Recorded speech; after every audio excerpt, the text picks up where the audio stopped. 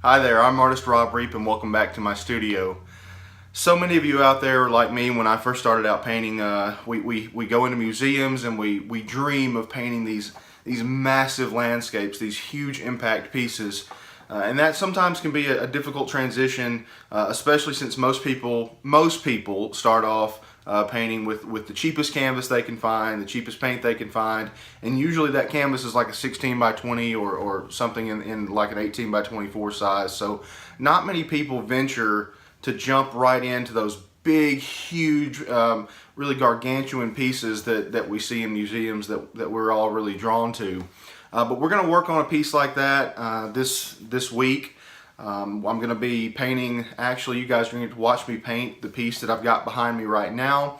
And it was actually inspired by one of my favorite places on earth, a place that my wife and I love to go to as often as we can, Telluride, Colorado. So this is kind of the box canyon of Telluride. Now you guys can see from the photo that I've got here, the painting that I've got behind me is quite idealized compared to the colors within this piece.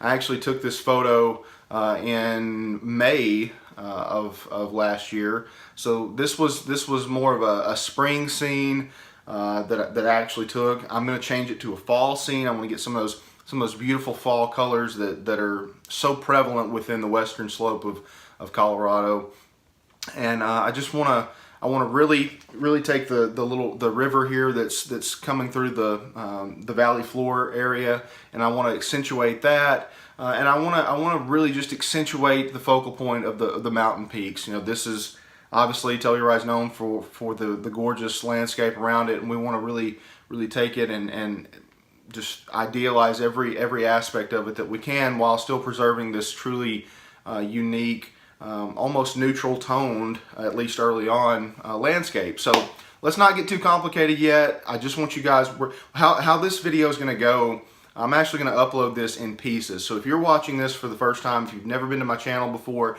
a lot of my videos in the past have been complete in terms of I've uploaded a full like hour and a half to 2 hour long video of myself painting an entire painting in one setting. That's not going to be how this one goes. I'm going to upload this in a playlist format, so you guys are going to be able to watch this as it takes place. Obviously, being a big piece, this thing took a long time to paint. In fact, what you're seeing behind me will be the final version that you see, but I will, in the end, at the last video, I'll of course remind you about this. I will actually go back and I'll detail some things a little bit more than even what you guys will see in the very last episode of this short series. So it's going to take probably a couple of weeks at least for me to get all of these uploaded. I'm also going to upload them in a little different format than I have before. Normally you guys have been able to watch me paint for, like I said, an hour and a half to 2 hour long period. I'm gonna alter that some for this series. This painting took a lot of time, so I've edited it down to where I really just am showing you the basics, step by step of what I do, and I've kind of cut some things down and just skipped through some kind of dead space of me mixing on the palette, and I'll try to explain that as we go through most of the video. But I just kind of want to give you guys an insight to kind of settle down and get comfy, you know, and just try to realize that there's going to be a lot more hours that go into this painting than what you are going to see. I'm going to cut that down and try to save you guys some time at home. But if it's still a little too long, if the videos are still a little bit too long, and this goes for all of my videos, I have not reminded my viewers about this in the past. I want to do that right now.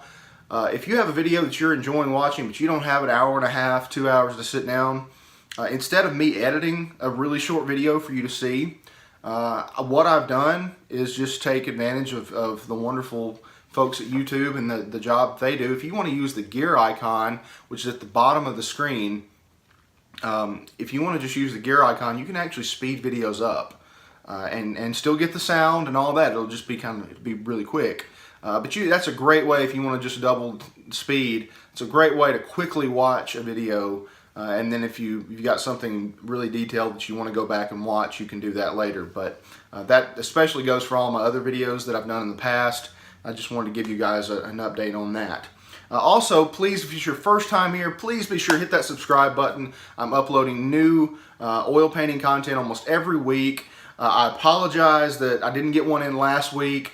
And I'm going to have some news about that hopefully coming soon, because there was a big reason why I didn't do that, and it wasn't just this painting. So I've got some cool stuff in store, and I'm hoping to be able to share that with you guys here in just a few weeks, and maybe sooner. We'll see. But I got some fun stuff happening at my studio. Thank you guys once again. Please enjoy this episode. We're painting the Telluride Valley floor here on this episode of Rob Reep Art Studio.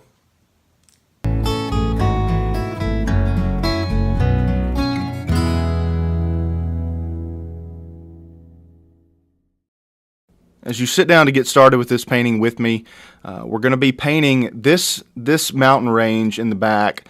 This is actually a photo I took in near Telluride, Colorado. This is the valley floor area. The little town of Telluride is kind of nestled in the background of this painting. Now we're gonna do something that a lot of artists don't do that are beginners. We're gonna really idealize this. We're gonna stretch those peaks tall. We're gonna idealize the landscape itself a little bit.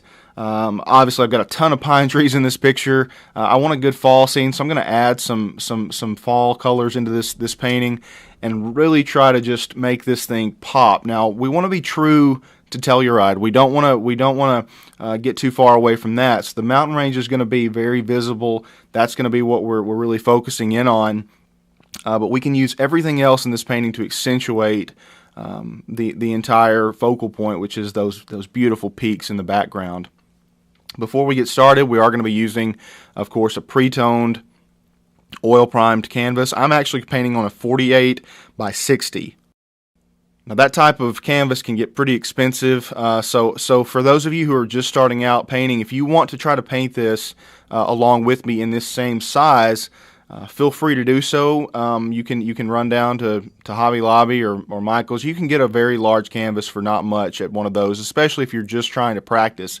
This is one of the few situations where I would tell you, if you are a beginner trying to paint this with me, I wouldn't go tackling a super high-end canvas that's this large, because it's going to set you back a pretty penny. So you know, you can feel free to purchase one that's not quite as expensive, and you can even oil prime it yourself. But I'm using, of course, my standard oil primed canvas. And you can see I've already sketched out the basic design. I've used charcoal to do that, and I'm starting to lay in these initial colors. Now, if you're working in a smaller format, it's going to be done in a very similar way. You just won't be able to get as much detail within the piece, and you will want to probably gradually use some smaller brushes as we move throughout the painting. Starting off with just a combo of some whites, a little bit of ultramarine blue, even some Van Dyke brown. I used a lot of Van Dyke brown in this sky just to gray it. We want to keep our tones rather neutral. We don't want to get too bright with anything. You can tell I've gone ahead and painted the lower half of this sky. You can tell I've got the horizon line, or the sky line, the really where the sky is going to be, much higher in this piece than what a lot of people would typically take it with. The horizon line is actually much lower, but the mountain peak edge is pretty high in this. And you can see there what I've done. I've just gotten the initial blues layered in, a few darker ones. And I started this knowing where I wanted my clouds to be. Now, if you're going to paint this and you're just going to lay in all these colors at once, you're going to have to let everything dry. But the way I'm painting it in this style, I don't have to let this dry before I start laying my cloud colors in. I'm using titanium white, some cad yellow deep, just laying in my initial brightest whites on the outside. Now, probably if you're a beginner, you might want to start with the darks first, just so that you don't get too bright with your whites. And I know that looks super white, but I promise you folks, it's not. That's not a very strong white. You will be able to tell when we finish this painting towards the end at how bright the brightest whites are on the mountain peaks. And this is not a super bright white. I've really toned it down with some Van Dyke brown. Yep, there's Van Dyke brown in these clouds, believe it or not. Pretty limited palette for this. Titanium white, burnt sienna, Van Dyke brown, ultramarine blue, sap green, cad yellow deep, cad red deep, and that's about it. You can tell I'm laying in the cloud edges first, and I've got my sunlight coming from the left, well, really kind of behind me even, from this perspective. You have to think about things in 3 dimensions when you're painting, because we're trying to create that illusion. I've added a little bit of more orange and a little bit of sienna into this mixture now. I'm gradually taking the cloud tones darker and darker as we go further underneath the clouds. I want to create that illusion of silver lining in the thickest clouds. I'm just scrubbing this on, really just scrubbing it, and I believe I was using a number 8 bristle brush here. It was either an 8 or a 6. I think it was an 8. And I'm using a Da Vinci brand brush. I love these brushes. I've got a whole collection of them now. And I'm not a paid spokesperson for Da Vinci. I'm not sponsored. Just happen to really like those brushes. You can get those from dickblick.com. I'm also not sponsored by Dick Blick either.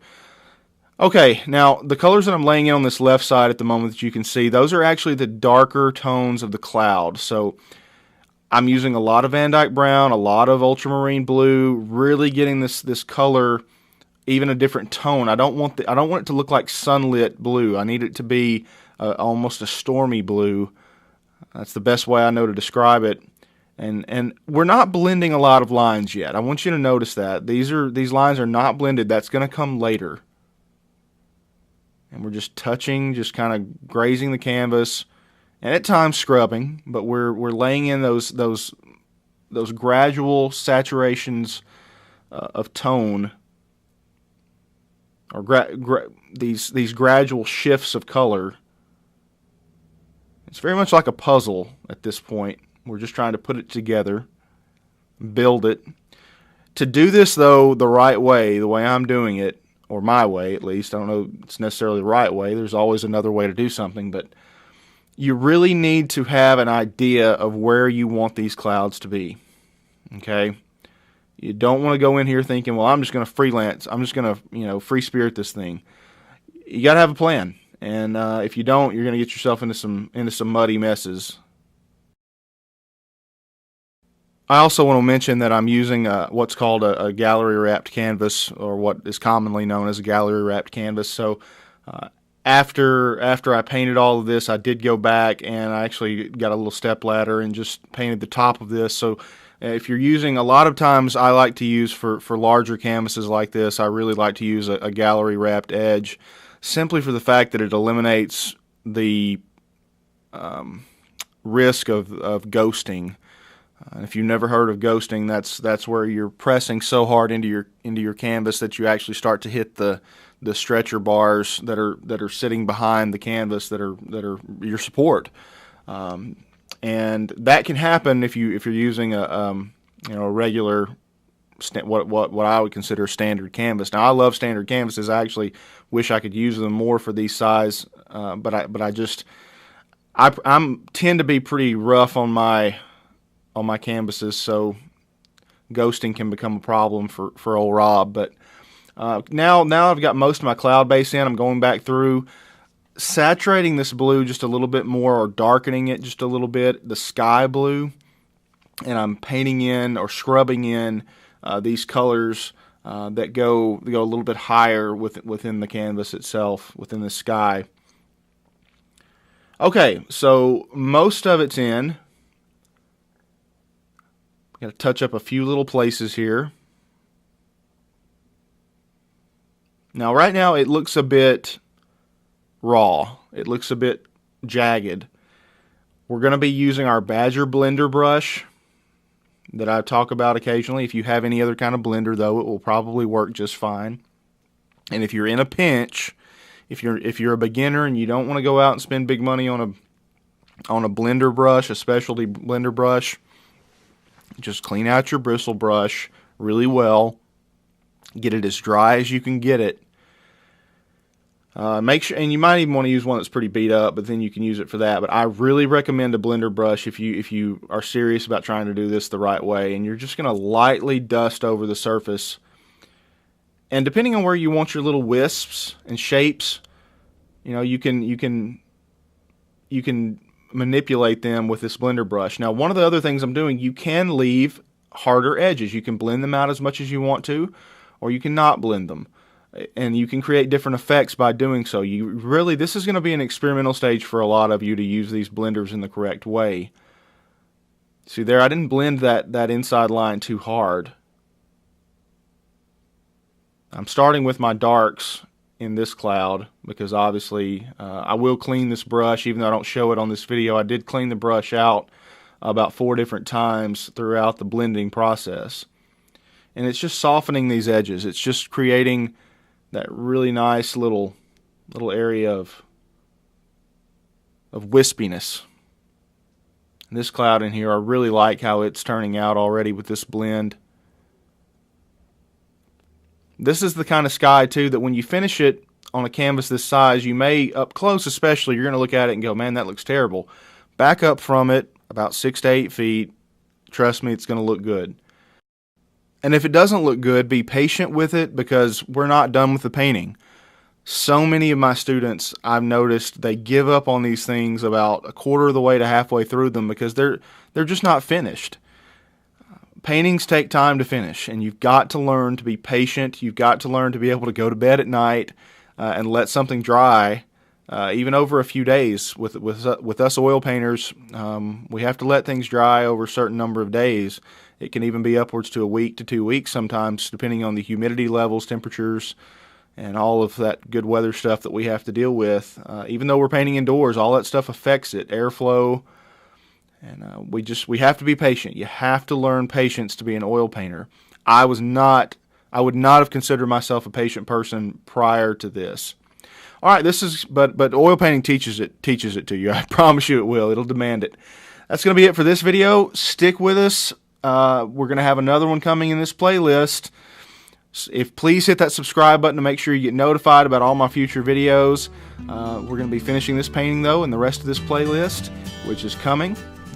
Thank you guys so much. Keep painting and God bless.